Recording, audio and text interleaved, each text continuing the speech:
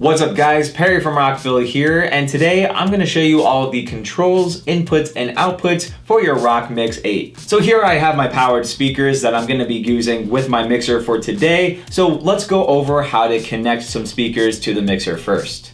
As you can see, we have a couple of different outputs we can use. So we have the main left and right output here, and then we also have the left and right control room output. So we included two outputs here for this mixer for different kinds of setups. So for example, if you're a mixing engineer and you wanted to have two sets of speakers to use while you're mixing, you can use the main output for the higher end speakers, and then you can use the control room output for a more moderate set of speakers. Another example we could use is for live sounds, so you can use the main outputs here for your main set of speakers that are pointing towards the audience, and then you can also use the control room outputs for the monitors on stage for the musician. And each of these outputs have their own dedicated volume knobs. So if you wanted to use the main output, you're gonna raise the volume of that by using the main mix knob. And then you have the control room volume knob to set the level for the control room output. You can also use the control room volume knob to control the volume coming out of your headphones, which you can use with this headphone jack here on the top. For today, I'm gonna be using the main output here for my speakers. So to set that up, I'm gonna take two mono 1/4" cables, plug one end of both cables into the left and right main output. Then I'm gonna take the other ends and plug them into my speakers. By the way, these are the APM6 speakers from Rockville, which has the left and right inputs on the main speaker. But if you were using two separate powered speakers, you're just gonna take the cable coming from the left output and plug it into the left speaker, and then plug the cable from the right output into the right speaker. But for our setup today, I'm just gonna plug them into the left and right inputs on the back of my main speaker. Again, you'll wanna match the cable plugged into the left output into the left input, and match the cable that's coming from the right output into the right input. Next, you'll want to raise the main mix knob on the bottom of the mixer, and then make sure that the volume is set on your speakers. Now you'll be able to hear everything coming through the mixer out of your speakers, but we don't have anything plugged in yet. So now let's go over how to set up a microphone.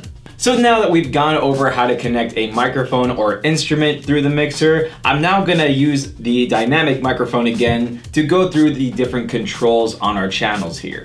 So on channels 1 and 2, we have this compressor knob that doesn't quite act like a traditional compressor. The compressors on this mixer almost act as an additional gain stage, so you can add more gain to your channel. So to demonstrate, I have the microphone here, and if I raise the compressor knob, check 1, 2, check 1, 2, check 1, 2, you definitely hear some more volume coming through on my voice here, and you'll see the compressor light start to light up as soon as it's engaged. Next, we have the 3-band EQ to manipulate the sound of our channels. So the high knob will control all of the high-end frequencies, the mid knob will control all of the mid frequencies, and the low knob will control all of the low-end frequencies. So let's go through all of them right now, starting with the high knob. So this again controls all of the high-end frequencies. And if I raise it up, check 1, 2, check 1, 2, you'll start to hear a lot more presence on the channel right now. And I can lower it all the way down, check 1, 2, check 1, 2. Now you don't hear any high-end at all. And if we bring it back to the middle, check 1, 2, it's nice and balanced. Next, we have the mid knob for the mid frequencies. So if I raise that all the way up, check 1, 2, check 1, 2, you almost hear some more body in the voice. And then I can lower it, check 1, 2, check 1, 2. Now it sounds pretty hollow. And if we bring it back to the middle, check 1, 2, we got the balance. And lastly, we have the low knob to control the low end bass frequencies. So if I raise that all the way up, check 1, 2, check 1, 2, you hear a lot more bass on my voice. Now I can lower it, check 1, 2, check 1, 2. Now you don't hear any of that low end coming through at all. And if I bring it back to the middle, check 1, 2, we got the balanced sound. Next we have the effects knob, which works with the FX send here on top of the mixer.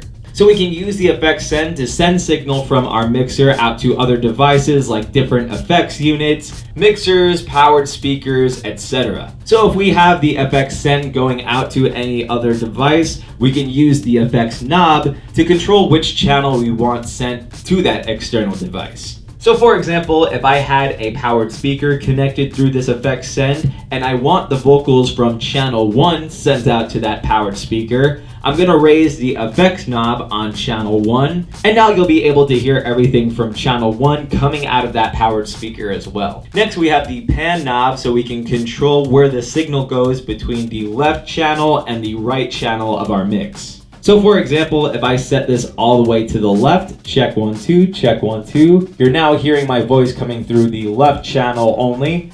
And if I pan it all the way to the right, check 1 2, check 1 2, now you're only hearing my voice coming through the right channel. And then we can set it back to the middle so that it's coming through both channels. So all of these controls are the exact same on channel 2, and it's channels 3 and 4 and 5 and 6 that are a little different. So on channels 3 and 4 and 5 and 6, you still have the 3-band EQ, you still have the effects knob, but instead of the pan knob on channels 1 and 2, we have the balance knob for channels 3 and 4 and 5 and 6. So for example, if we're using this knob on channels 3 and 4, you're essentially controlling how much each track is more present in the mix.